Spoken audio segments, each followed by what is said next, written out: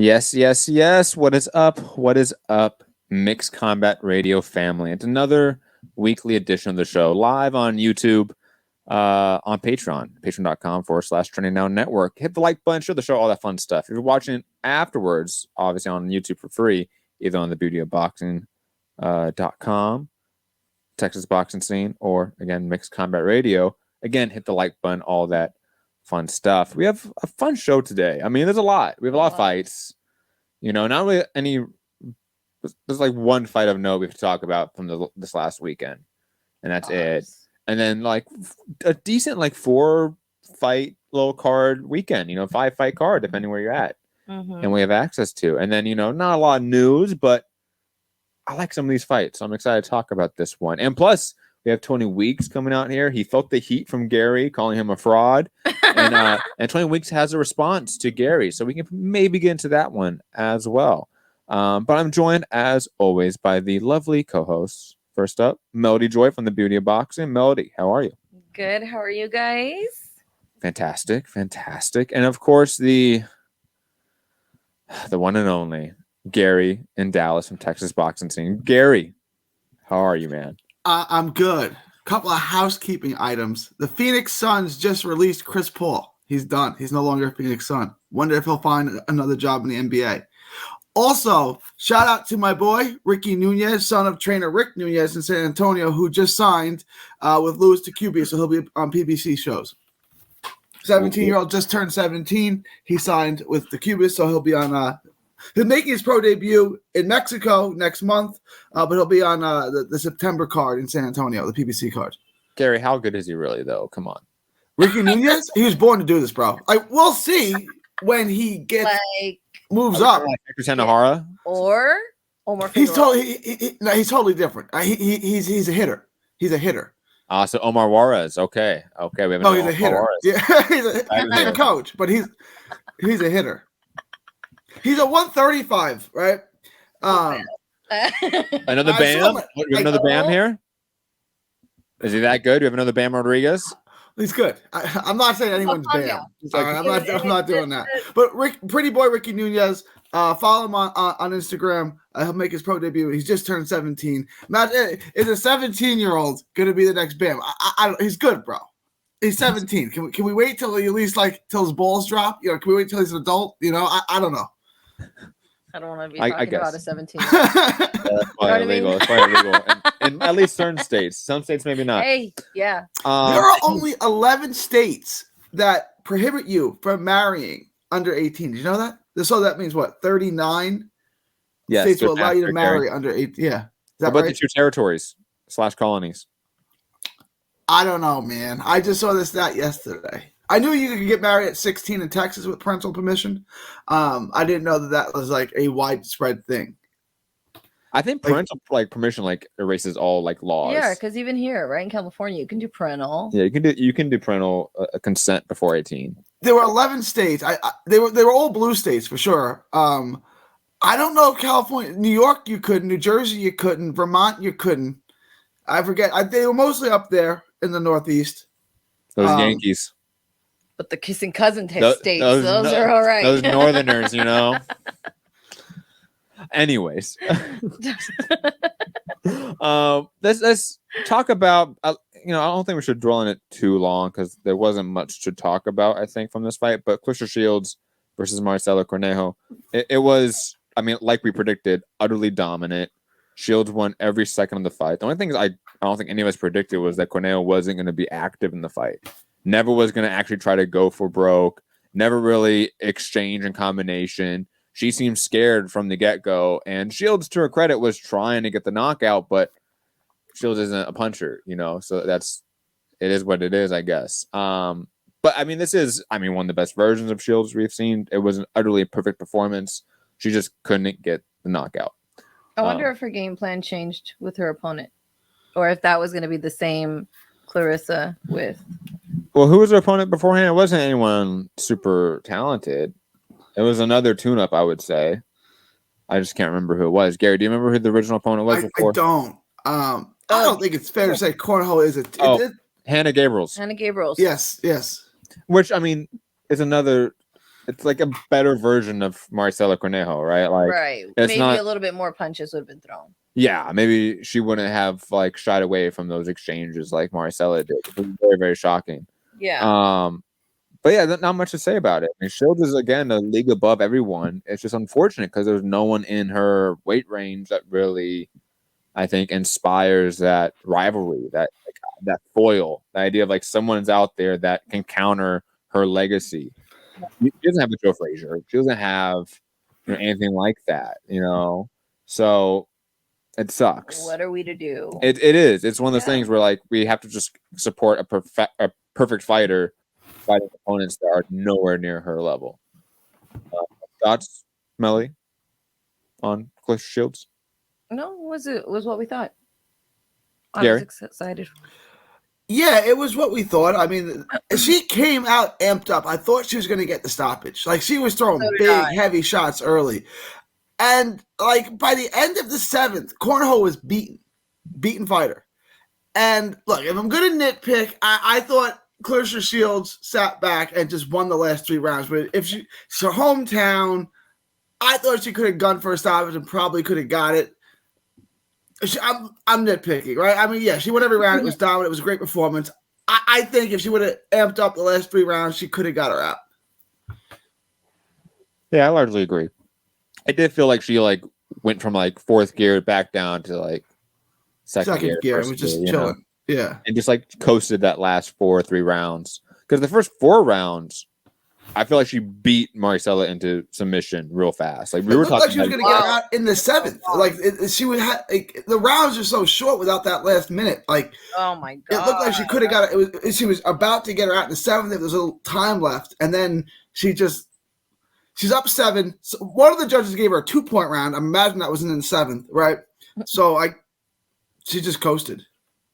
Yeah, I mean, those first 4 rounds, she was coming out ferocious, and it looked like she was on her way towards a stoppage, but never got there. Never seemed like she was connecting clean enough. Marcela was in survival mode. I mean, that's the unfortunate part. I have really no other thoughts about it. I think the unfortunate thing is that she's gonna have to make weird fights in order for it to work. That sucks. Like obviously it never happened, but the Cecilia Brækhus fight was always one that people talked about. Like, could that be made at 154? Could Shields move down to 147 or a catch weight? It's going to have to be something like that. Who called her out this week? Green? There's a girl. I can't remember her first name. She called her out on Twitter, and then Claressa was like, "We'll see." But like a lot of people, somebody had even made a poster. That's why I know. Oh, I don't know. They seem. I mean, I think obviously the opponent would be the one that was pushing it. Like McCaskill, when McCaskill's at her peak, like that type of opponent, like that. That's really the only thing that's going to get people going. Because she already beat Savannah Marshall. Yeah. And beat her bad. Like, no one has any idea. Like, no one wants to see a rematch of that. There's no point in that. No. I mean, Savannah Marshall does. For what reason? Girl's crazy. But that's it for my thoughts on Shields. You guys ready to move on to this upcoming weekend? Because we have a lot of fights. Yeah. Let's get to it. First up, obviously on ESPN. We're not going to go chronologically speaking because there's like Friday night shows, stuff like that. So we're not going to do that. We're going to talk about. I thought they were set at one. Oh, can I mention one thing? Just in that Wendy Toussaint fight. Oh yes. The stoppage. Look, the headbutt looked gruesome. I'm not opposed to the ref stopping it, but he called the doctor in. The doctor said he could fight. 10 seconds later, he stops the action again. Waves the fight off, asks the doctor. The doctor said he could fight. What was the point of bringing the doctor if you weren't going to listen to him? Like, I don't have a problem stopping the fight. The cut was gruesome, right? But he asked the doctor, and the doctor said, no, we can continue. Like, maybe this is a Badu Jack thing where the blood is awful and the cut's nasty, but it's not in his eyes or anything. What was the point of bringing the doctor if you weren't going to listen to him? And honestly, the doctor's not going to stop it just because the blood's in the eye. Like, that's more of like a corner stoppage or like the ref stopping it. The doctor's going to stop a cut if there's potential for like long-term damage, right? Like let's say a cut on the eyelid where you're at risk of losing the actual eyelid itself. That's when they'll stop it. Or like the cut on Badu Jack, if that was potentially, it could be structurally damaged, like cracked skull, something like that. It's not just a a cut on the the exterior of the skin, the doctor's going to stop it. But the blood was running in his eyes. Like that would bother me if like I was in the ring too. Mhm. And like I know some people are like, fuck it, just go through it, Oh and, no, like fight through it. But like it was pretty gross and like again, bleeding, pretty dark, like Gary said, juicy like blood. if the ref wanted to stop it, I'm totally fine with that. Yeah. But the idea of bringing the doctor and the doctor's like, it's cool, and then stopping it half a round at most after Later, that, right? it just 40 seconds later. it just seemed pointless. It Yeah. seemed like the ref automatically was like, I don't like that cut. Did he I want it walk to be away done. and was like, ooh, instant regret? Yeah, it seemed like it. I want to know what Tony Week said. Can you tell me? You want? Since Yeah, since we're talking refs? about refs, I want to know because I didn't read it. I did see the article, but I didn't see what he said. Something about age. But let's get into Tony Weeks and then because I got a lot of thoughts on this, and then we'll get into Gary. Yeah, I know. This one's exciting. I know. Okay. Referee Tony Weeks comments on Romero Barroso stoppage. Says age of Barroso played a major factor. Dun, dun, dun. Where is it? There it is. Right here. What was on my mind was a 40-year-old fighter in a young man's game. Tony Weeks told New York Fights. Any official will tell you, you get a fight and a fighter is at an advanced age, you're going to look at him a little harder than the other fighter. When I look at a fighter who's up there in age, there's two things I look at: his reaction when he takes his first hit, and his stamina in the later rounds. Up until the stoppage, Romero didn't really land flush. He landed flush in that last round. When he landed flush, Barroso went down. It told me right then and there, I don't know if he can take it. Now, looking at the replay, of course, I don't have at the time the advantage of the slow motion replay. 5 different angles, Weeks continued. I'm going to make a quick note here. There are numerous states that allow instant replay. I don't feel like this is an actual genuine excuse as a regulation body. That, we just don't have instant replay. That's your choice. You can just change the rules. Continuing. If I had been in that position, I wouldn't have stopped the fight. Point blank, I wouldn't have stopped the fight. Barroso was definitely on a short leash. Romero landed and prompted me to stop the fight. In boxing, all it takes is one punch. Weeks reiterated that Barroso's age meant that he had to keep the Venezuelan on a tighter leash than Romero. Quote, but he was hurt, definitely hurt. Then I stopped it. There was no resistance to that, Weeks said. But again, if I was in a position to see the punches didn't land, I wouldn't have stopped it at the time. However, a 40-year-old man can't take a punch like a 20-year-old. That's always going to be at the forefront of a referee's mind. It's easy for someone, Gary, on the outside to speak on the decision, but they don't have the responsibility of what happens to that fighter, Weeks said. All the responsibility is on the referee. When you have that responsibility, you have a different mentality. And if there has been a fight that affected you, if you had tragedy in the ring that informs you, I was devastated from the Vander's death. I actually wanted to quit. It took me a while. It took me a minute. What else? That's it. Gary, you said you had many thoughts. I have some thoughts as well, but I think Gary wants to rant. So let's let Gary rant here for a second. The excuse, the reason for stopping the fight's worse than the actual stoppage. And the stoppage was the worst thing I'd ever seen. Because of his age, then why'd you let him fight? What are you, the commission now? Did you run the medicals on him? And then you stopped it when he wasn't even hurt. If you were going to stop it, why didn't you stop it when he got dropped? He got up, and he was out of trouble. He wasn't in trouble at all anymore. Rolly wasn't even hitting him. He was now hitting Rolly, and you stopped him from hitting Rolly because of his age? The excuse is worse than the actual stoppage. And the stoppage is horrible. The stoppage is one of the worst stoppages I've ever seen. Maybe the worst. I think the worst. I can't think of one off the top of my head that's worse, right? And that's your excuse because he's 40 years old. Why didn't you stop it when he was in trouble? Because he wasn't in trouble anymore. He wasn't even getting hit. And it's not your job to stop it. It's your job to stop it when he can't defend himself anymore. He was defending himself just fine. Like, I stopped it because he's 40 years old and you should have let him fight. If you're going to stop it when he's not hurt, when he's not in trouble, just because he's 40, then don't let him fight. But it's not your call to let him fight. And also, since when does Nevada not have instant replay? They had instant replay when Josh Franco and Maloney got the fight with the headbutt/punch when they were trying to figure out what caused the swelling. When does Nevada not have instant replay? Gary, you're right. I forgot this fight was in Nevada. That's crazy. Because you're right, Nevada does have instant replay. Right. And why does he like maybe I feel like maybe he's a little bit too old. He's getting to like if he feels it's his responsibility, what ref are we holding accountable? Like what ref in history are we holding accountable right now for a fight?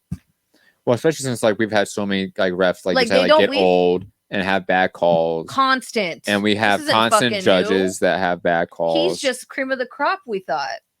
He wasn't worried about Badu Jack when Badu Jack had that cut. He wasn't worried about Tyson Fury when Tyson Fury had that cut where it looked like his eyeball was going to fall out. Those were fine. They were fine to continue. Right? He wasn't worried about Tyson Fury being nicknamed Old One Eye for the rest of his life. He wasn't worried about that. Does anyone honestly believe if the roles were reversed, if the roles were and Rolly was in as much trouble as Barroso was in, that he would have stopped the fight? No one thinks that. And that tells me it's corruption. Because if you wouldn't have stopped it on Rolly, why are you stopping it on Barroso? And also, why are you talking to people?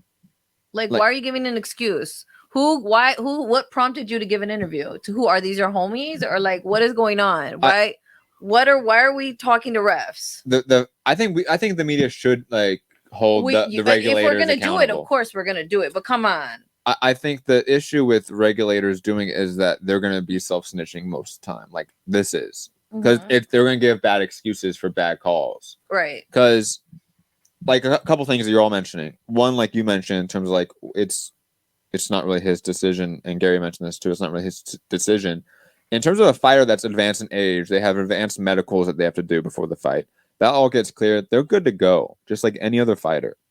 Really, like the idea of like them getting worse treatment, especially in a main event at this level. This wasn't like it's a rinky-dink show where it's a journeyman fighter at 40 plus years old, has a losing record, and the commission's like, and it's freaking rolling. This might be the last one.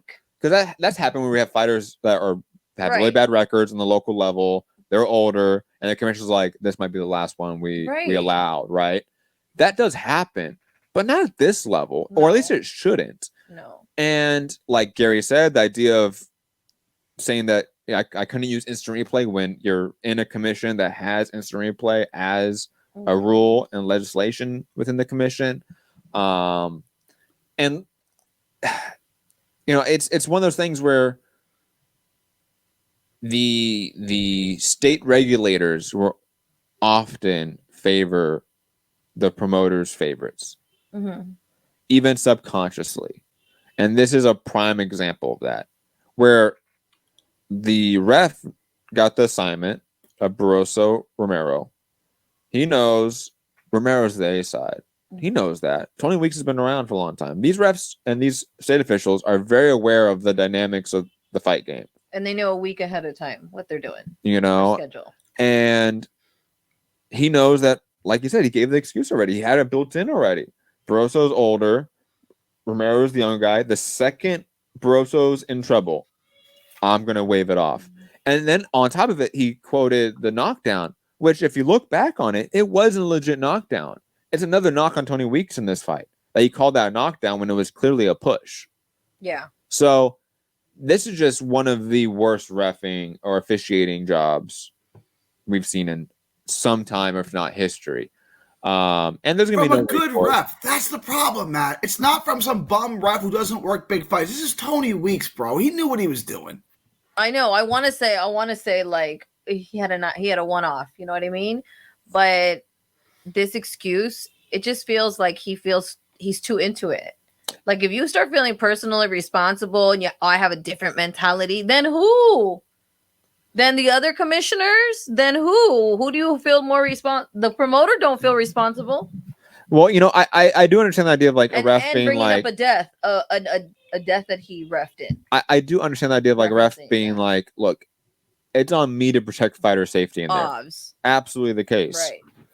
But that was used as an excuse here, not to actually protect a fighter and to have preconceived notions. It was to stop a fight prematurely. Yes, we know that. That's what it is. Yes. It's not.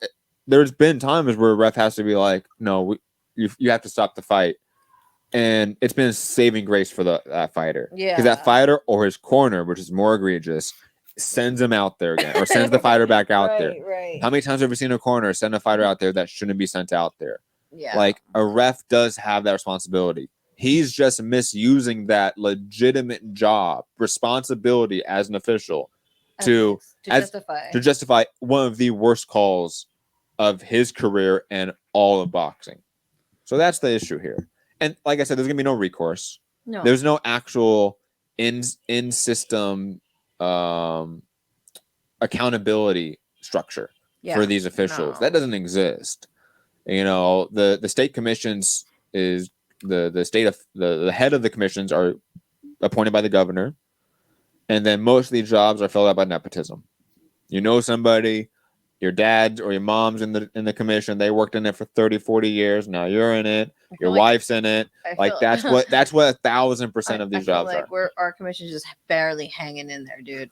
Like some days I call the commission, it's like that's another thing too. I think people really misunderstand the capacity of these commissions. Right. When it's 3 people in an office, like I know who's sitting next to who. You know what I mean? Like the California State Commission, which is one of the bigger commissions in the world. Right. It's one of the most important commissions in the world.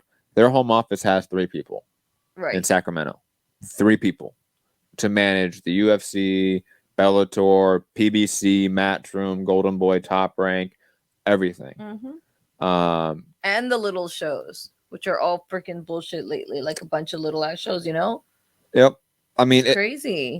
Anyways, I have a lot of thoughts about state regulation when it comes to boxing, but I will move on. Gary, any other thoughts?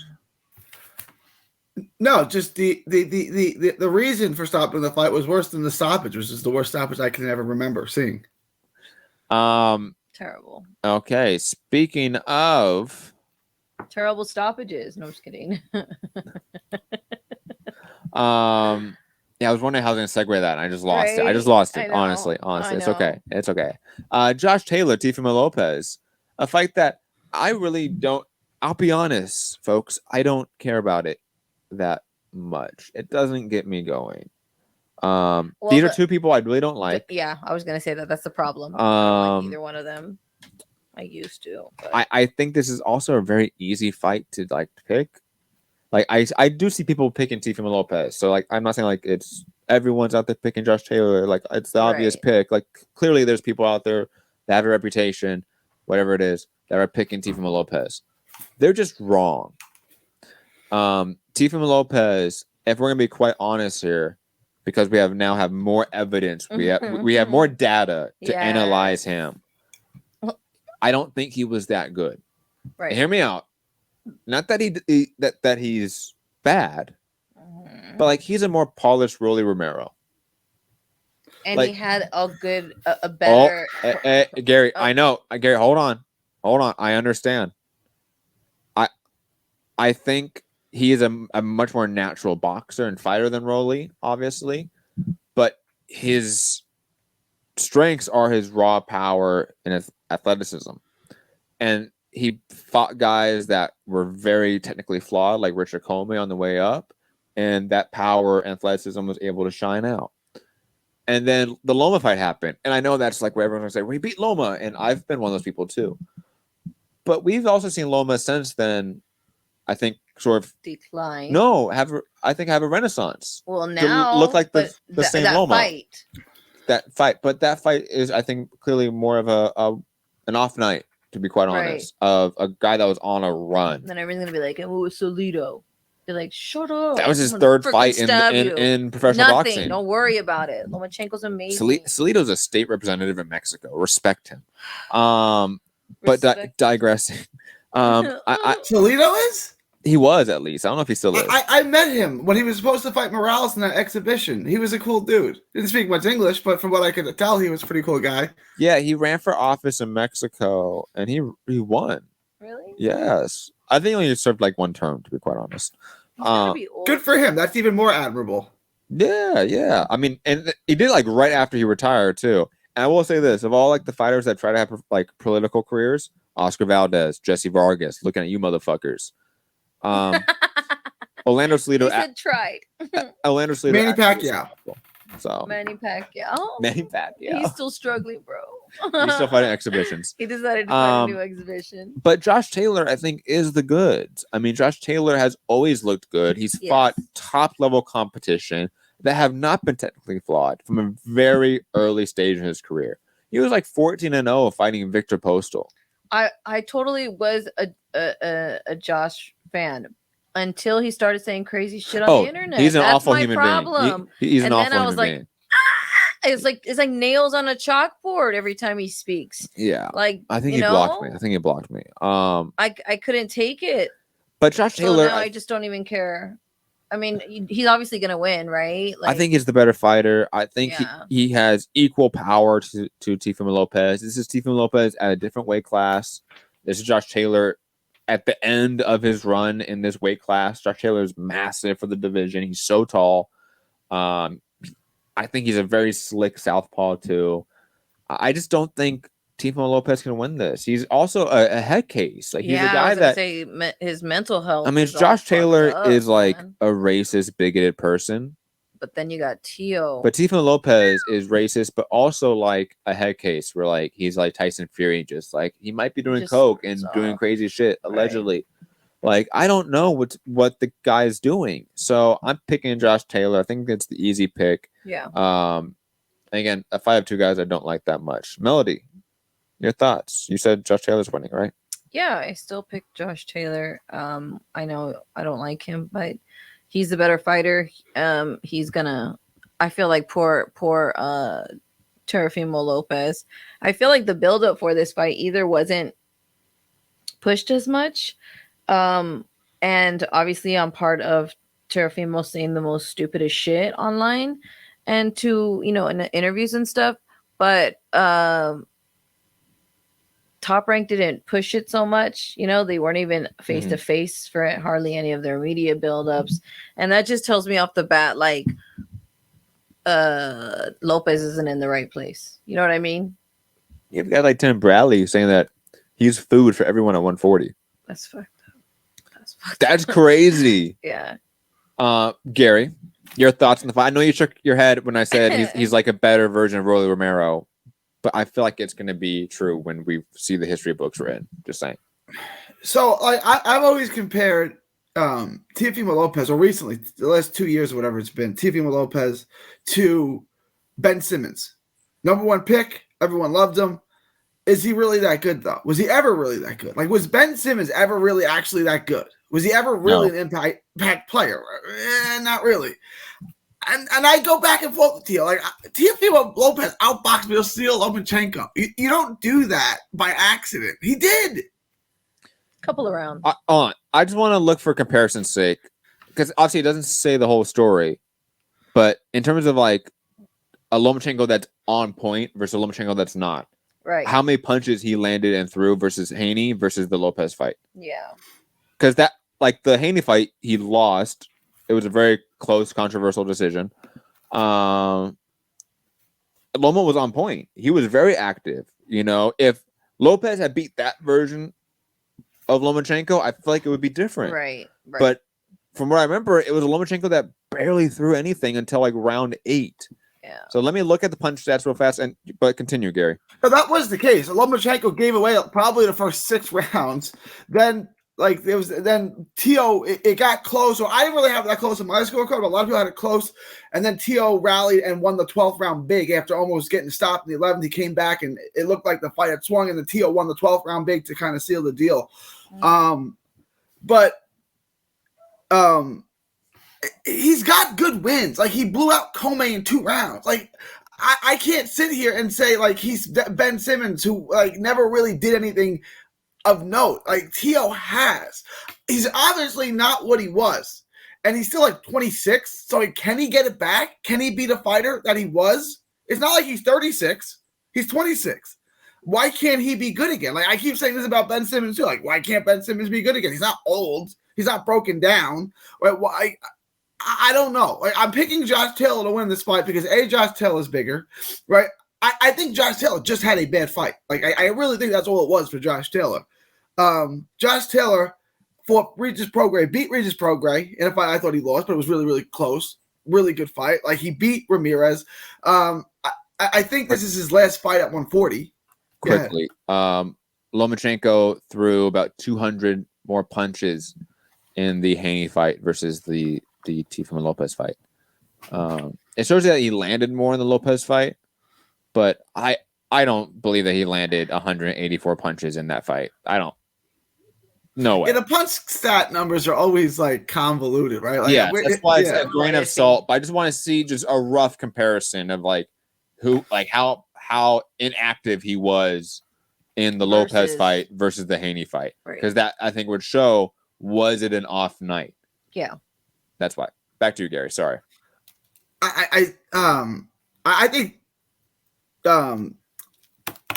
Taylor had an off night, right? I think I don't know. I thought Teo was fun. He was explosive, but I saw him limited, right? But I thought the same thing about Keith Thurman. Like I said, Keith Thurman's not, because he can't box that well. He doesn't use his jab enough, right? Like he doesn't. And I was wrong about Keith Thurman, right? And I kind of had the same inkling about Teo. And then Teo jabbed well and did things well with the Matrix, right? Like he did. We haven't seen that Teo before or after. So I don't know. You know, I don't think Teo is done. I don't think it's fair to say he wasn't that good. His athleticism and his skill set, his power is he's like, a pitcher like Noah Syndergaard. Everything he throws is hard, right? Like he's hittable. He's defensively flawed and he can be hit, but you have to be able to stand in there with him and hit him, right? It's tough, right? It's like Barry Bonds. Barry Bonds had a cold zone. It was plastered in between two hot zones. So if you put it in there, you better be perfect, because if not, it's out of the park. If you're not perfect with Teofimo Lopez, he can knock you out. Yeah. I'm not ready to say Teo's done, although I'm not picking him to win this fight either. I'm going to pick Taylor to win this fight. I think Taylor may even stop him. So that was. I think Taylor's good. I think he just had a bad night. I think Taylor's good. I think Taylor's going to go up to 147. He's going to compete. I'm not know who he can beat and who he can't, but he's going to be good at 147. I want to remind everyone that Teofimo Lopez arguably lost against my boy Sandor Martinez last fight. No, he did lose that. He didn't. There was no argument about it. He lost that fight. He lost that. Oh, he lost it. He lost. Man, that decision is way worse than Haney Loma. Yeah. I'm just saying, like, the idea of like you have to be perfect or Lopez is going to catch you. Like, if like Spanish dude Sandor Martin is able to like arguably beat you and go the distance, I don't think you have to be a perfect fighter or just perfect for a night. I think you can just be whatever. I think this guy isn't that good. Yeah. I think Loma had an off night. I think if they were to rematch right now, even at 140, I'm picking Loma. He beat Comey when we all sat here and picked Comey to beat him. Did we? Yeah, all of us did. I'm pretty sure I did. Because you said he can be hit, and if Comey hits you, he's going to knock you out. Me, you, and Rob all picked Comey to win. That fight happened. That fight was 30 seconds long. It was quick. It was quick. Like it was the first punch that landed, and it landed clean, and it got Comey. Like I don't know. Like if they would run it back, would Lopez have that same success? I don't think so. And maybe it's because Lopez isn't actually a bad fighter now. Maybe he's just so much of a head case. He's mentally flawed. He's not mentally there anymore. Yeah. Like that's a reality. There's definitely mental issues for sure. Yeah. When he was asking his wife for his baby, and his wife was not handing over the baby, you know that terrible. She asked like 3 times, like give it a girl, give it a baby, and the wife was like, "You ain't touching this baby." That's nice, bro. Like no, yeah. Anyways, shout to Sandor Martin. Shout to my Spanish brother, man. Anyways, Henry LeBron is on the card. We're all picking Josh Taylor. I'm worried now. I'm worried. Okay, Henry LeBron's in the card. Carlos against Carlos Ramos. Jermaine Ortiz versus Herberto Galindo. Robinson Canseco versus Nicholas Palenko. God, Xander Zayas versus Ronald Cruz. And Bruce Carrington. Oh, he had a big knockout in his last fight, huh? Like, didn't he knock out someone like viciously in his last fight?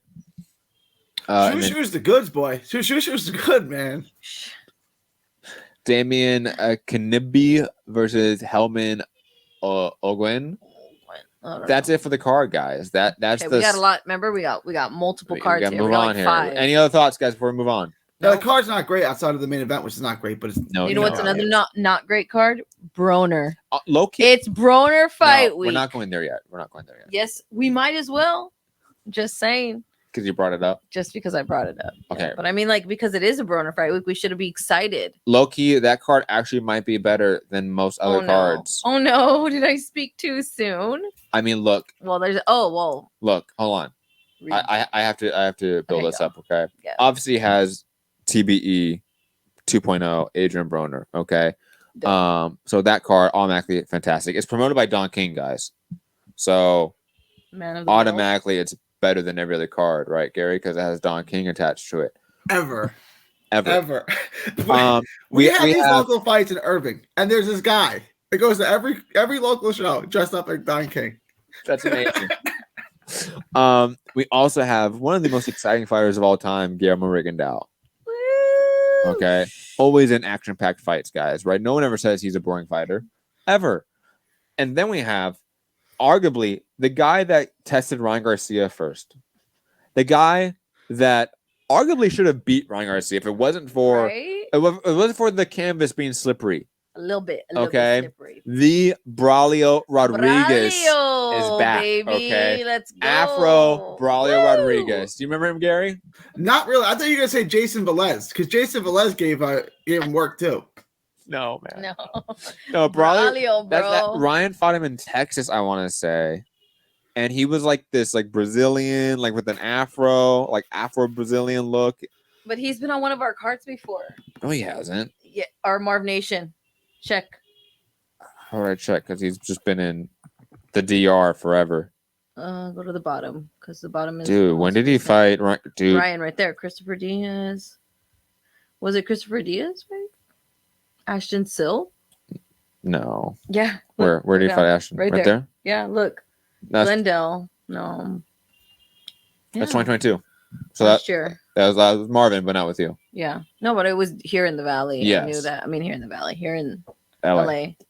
Yes. Anyways, digressing. Braulio. I have no real thoughts about the Broner fight. I don't even think it might happen. I'm just being quite honest. If it's Wednesday, since we're filming this right now, Wednesday night, you guys are gonna watch it Thursday morning. I can see Broner not showing up to weigh-ins. Is anyone gonna be shocked if that happens? No. Dude, he has a six-pack. Doesn't this guy need money though? Like doesn't this guy need a paycheck? I'm just thinking. It's Don King. How much money is he really gonna get at the end of the day? Dude, didn't the last card in Florida, the guy said he didn't get his check either? I think you're right. Remember? Was it No, not Hunter. Was it Michael Hunter? Yeah. Ooh, it might have been Michael. Remember? Hunter. Michael Hunter needs that for legal expenses too. Exactly. What did Michael Hunter do? Didn't he beat his girlfriend or wife or baby mama? or What? something? I did not Am I see getting- that. I don't want to Jesus say if I'm mixing this Oh, up with the wrong person. Gary. That's okay, now you gotta I look don't it up know. now, man. No, yeah, because I don't know. Wasn't he supposed to fight Pascal and the fight got postponed because he beat his wife or something? Like, am I getting the wrong fighter? No, that's Marcus Brown. Oh, you're right. It's Marcus Marcus Brown. Save a look at Brown. you're right. Oh, My man. apologies to Michael Bounty Hunter. My bad. Oh man. Michael Oh, you're right. That's Marcus Brown. You're right. Mike- Michael Hunter's a heavyweight, right? Michael Hunter's the cruiserweight that fought Usyk. Remember back in the day? My bad. And as a You're right. heavyweight. Sorry about that. Dude, that's hilarious. Anyways, I'm keeping that in. I'm not cutting that out of the show. And tell me who else Broner's card that That's you it. says Fab. That's it. Come on, you're killing me, Smalls. Machado, which may be a brother of another Oh. Machado. Let's see. No, he's No. Cuban. He's 19-0 though. Cubano, yeah, he looks a little intense. Is he Yeah. from Florida. Kind of looks like a mix of like Yep. Luna and like Yeah. Barajas. Like if they would have a child, like a love trap. Anyways, digressing. That's it for that card. I have no other thoughts. Melody brought it up to torture Sorry. us. Back to legitimate boxing, okay? Arguably the fight I'm actually the most excited for this weekend. Okay. Jaime Munguia, Derevchenko. Like this is the fight we finally, I What think, day can is it? determine. It's It's Saturday, No. the 10th. Oh, the 9th is Friday. You keep forgetting that.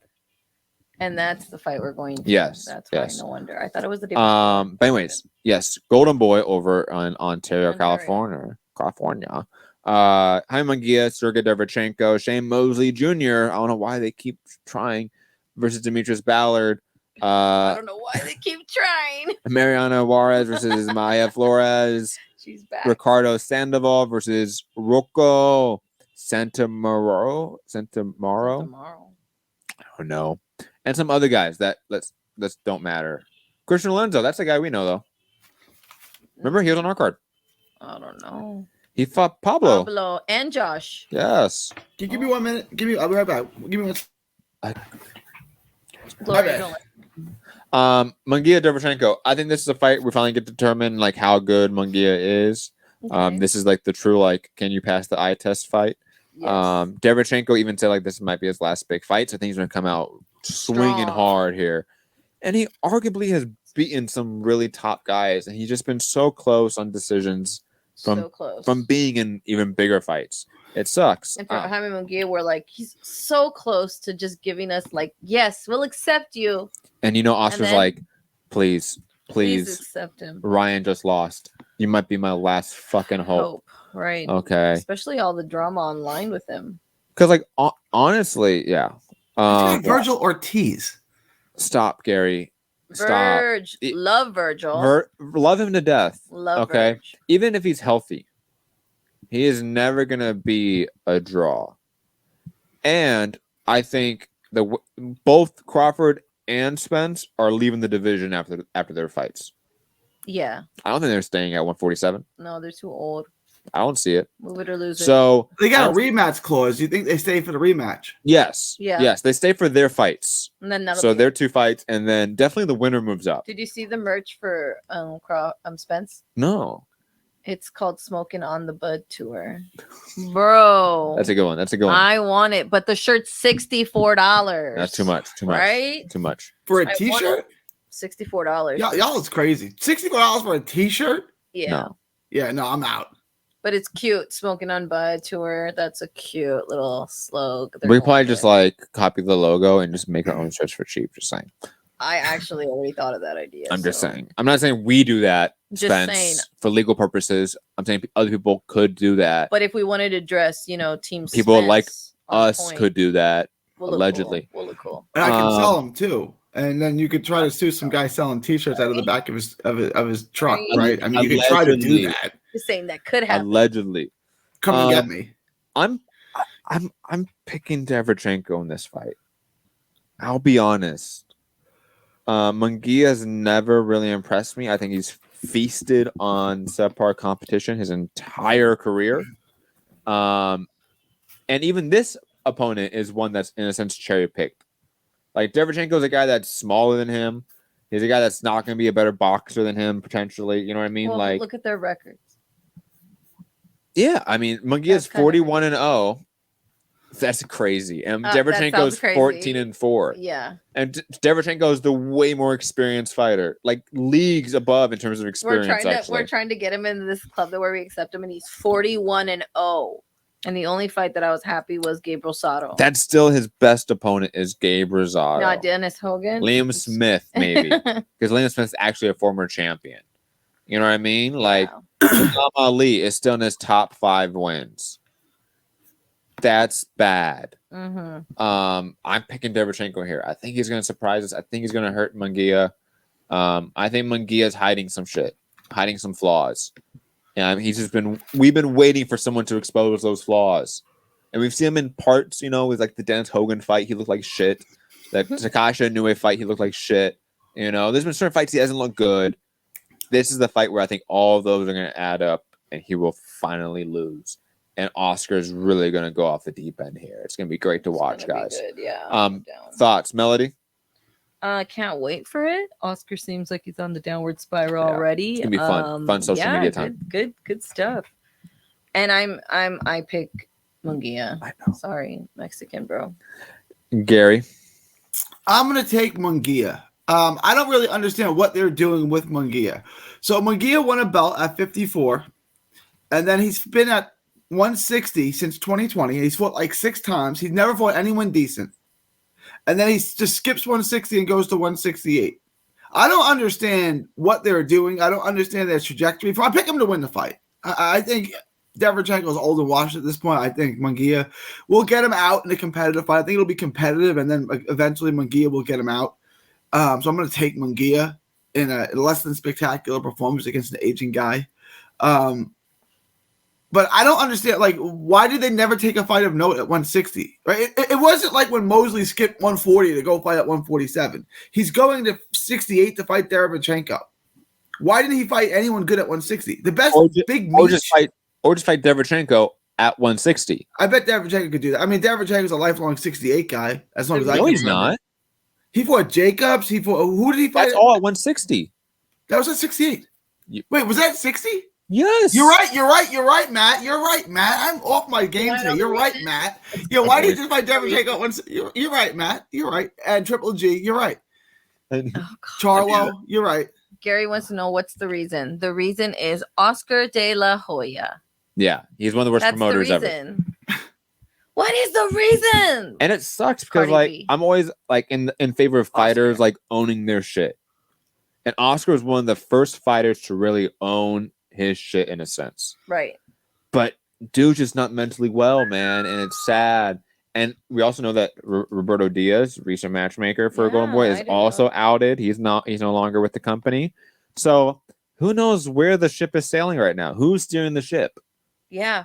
Like, is it Eric Gomez? Because most of the time we always knew when Oscar's going on a bender, Eric Gomez comes in and he's running the ship. Him and Diaz. But even Eric Gomez has seen MIA in the last few years. Right. Like, Eric Gomez does not seem like he's out there like he once was. Rah for the company. He's taking a step back, it seems. I think largely due to Oscar. But anyways, guys, any other thoughts about Munguia, Derevchenko, the card itself? Okay, moving on. A card I don't think we need to spend much time on because like there's nothing of note on it except for the main event. Even the main event, it's not like the greatest. Sonny Edwards versus Andreas Campos. I mean, both undefeated, yeah. But Sonny Edwards, it sucks to say, he's a really talented boxer, and he boxes circles around a lot of guys he shouldn't. Mm-hmm. So it is what it is. Yeah. So I'm picking him. Kind of a wide decision, you know. Yeah, I don't think Campos. What? Becca's here. Our friend just showed up. With buzz balls, bro. Yes. Stay on track. Sorry. Campos isn't gonna do anything. So yeah, Sonny Edwards. He's not even heavy-handed. That's the if you need somebody with power to beat Sonny Edwards. Mm-hmm. And Campos has 4 knockout wins out of 15 wins. So we're talking about a knockout rate of 26%. No, it's not happening. Not gonna work. It's not happening. Not gonna work. Gary, thoughts on the great Sonny Edwards? Well, I don't know anything about Campos, so I don't know what to expect. But I know I get with Sonny Edwards, so I imagine Sonny Edwards is going to box circles around him unless this guy is some kind of, diamond in the rough that we don't know about. It happens, they pull some guys out and they're like, whoa. Right? I told you, I didn't pick Laura to beat Warrington. I told you that's no that's no tomato can. He's in there tough. Maybe this guy is tough. I don't know. I would imagine he's not. I don't know why they're making this fight unless it's not a mandatory, is it? Or is it? I don't think so. It might be. I will say, look, he's Chilean. No shots at Chileans, because shout to Chile. Love Salvador Allende and all that shit. But, Chile, come on. They don't have good boxers. No. And his last fight was an 8-rounder. Automatic red flag. And he's fought no one of note. Yeah. Not a single person I can say, I even recognize the name as an opponent for somebody else. Right. Does not exist. Yeah. No. Poor guy. I don't think this is going to go well for him, to be quite honest. Exciting little press conference they had, a little face-off. I think Sonny Edwards has a lot of anger, a lot of anxiety in that low body. A little energy pushing out. Yeah, dude. Dude always seems like he's just on one. He's good to go. Briefly, I do want to mention the Tom Loeffler 360 show on Friday. At Commerce Casino. Melody and I will be there. We're going to pretend it's March. Callum Walsh versus old man Carson Jones. Shout out to Carson Jones. Dude, still getting paycheck, man. Good for him. Man. Look at that. Look at that record. I just want everyone to see this box rec photo. Gary, you know how we talk about often worst box rec photos, right? Yeah. I'm sorry to say, man. Carson Jones. Carson Jones is What bad. happened? That's not real, right? Gary, look at this. Look Yeah, at I'm looking. That looks like a mugshot. That looks like he just got a DWI. Like, But and what- he's just, that's terrifying. That- Does he have an egg on his head? It's the cone head, man. It's He bad. looks like he had. Beck, look that at is a. look at. Somebody hit him. No, that's fucked up. That's fucked up. Anyways, yeah, Carson Jones, Callum Walsh, My girl Gloria, Gloria Mungilla, Stephanie Cohen, Pablo Melgar, and then Mercado too is fighting. That's not the same Mercado. No, it's different. I mean, it's a totally different first name. Yes. Look, it's one's 9-1. that's the one I know. Israel, Bad Ways Mercado. I know him. Maybe you don't know him. No, it's not. You're talking about Tito Mercado. Yes, I know who that is. When you're gonna be like, that's the Mercado, I'm thinking like locally. That's the one that you know, but I know him. So, anyways, there's a bunch Umar, of locals. Dazbekov, some Uzbek, I'm assuming. No, Austrian. It's Tomlov for sure. And this one. You want me to try to pronounce that name? Yeah, he's 14-0. Go. Gor. Yetsayan. Yetsayan, because he's Armenian, so it's Yetsayan. Armenian. They're like Super Saiyans. That's like how the names are always pronounced, kind of.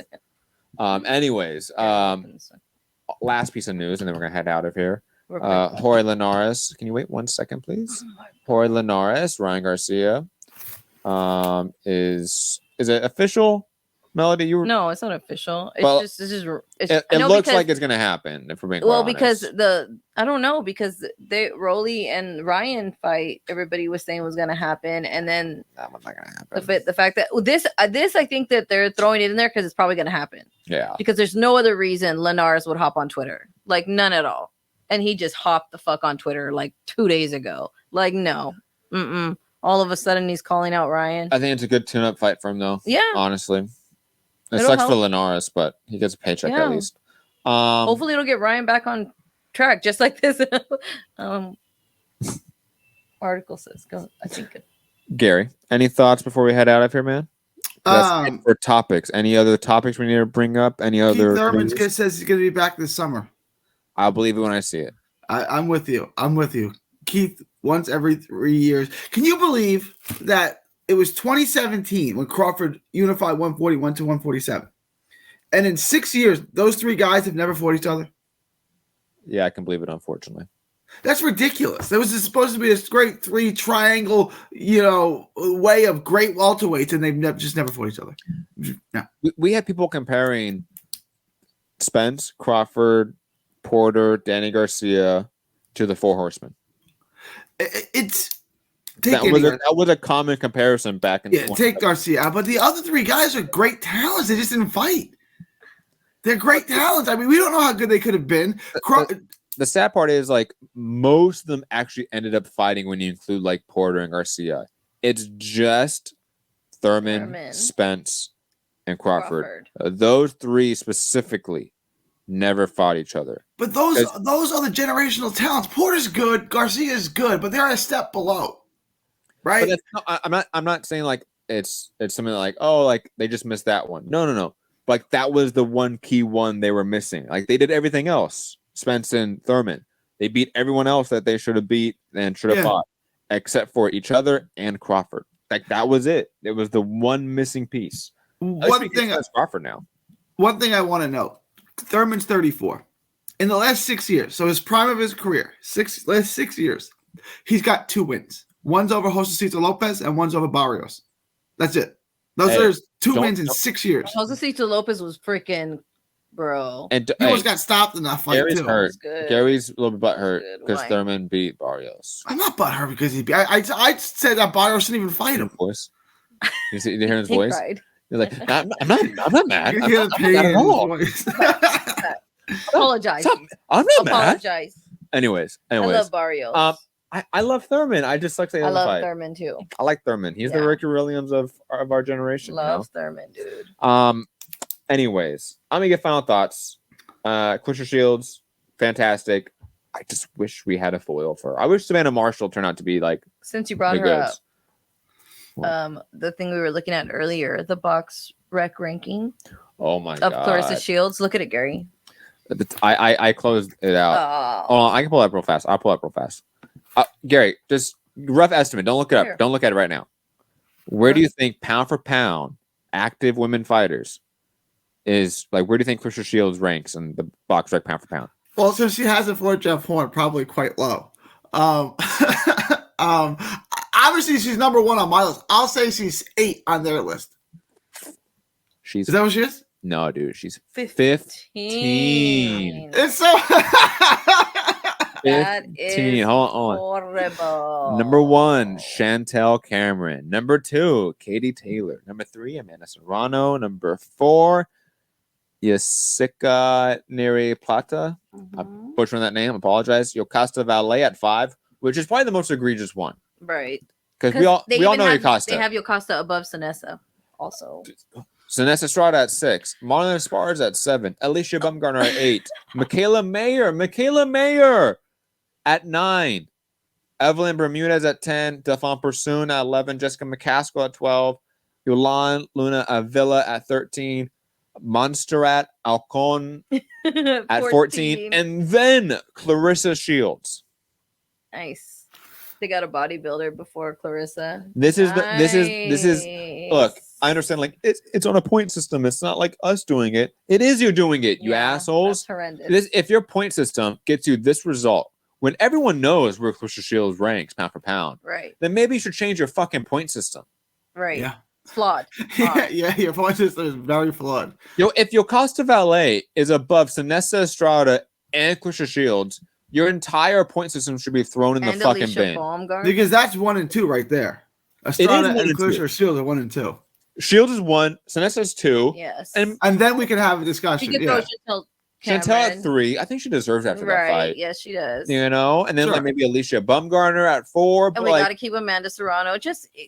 But come on, this list is silly. it's silly, so bad. Silly. It's so bad. Anyways, I just digressing. wanted to mention the bad list. That's all.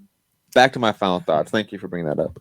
Clarissa Shields, fantastic. Box rec, fix your shit. She's pound for pound number 1. She just needs like a big name opponent. And unfortunately, boxing promoters who are men do not push women's boxing. But we did see that she's a draw. She had an 11K crowd. Yeah, and in a market that's very small for boxing, if we're being quite honest. Detroit, never been a big market. Even when we talk about like Thomas Hearns in that era, like it wasn't selling out freaking soccer stadiums here, guys. It's never been big. It's always been a mid-tier market. Even in other sports, it's a mid-tier market. What else do we have? Bunch of fights this weekend. Josh Taylor, Teofimo Lopez, Battle of the Racists. I'm fucking not excited. And then Broner. Battle TB 2.0. If he shows up, that's the big battle. Does he show up to weigh-ins? And a bunch of other stuff that's going to happen. You know what it is. Follow me, Matt Hunter, MCR, all social media platforms. Melody?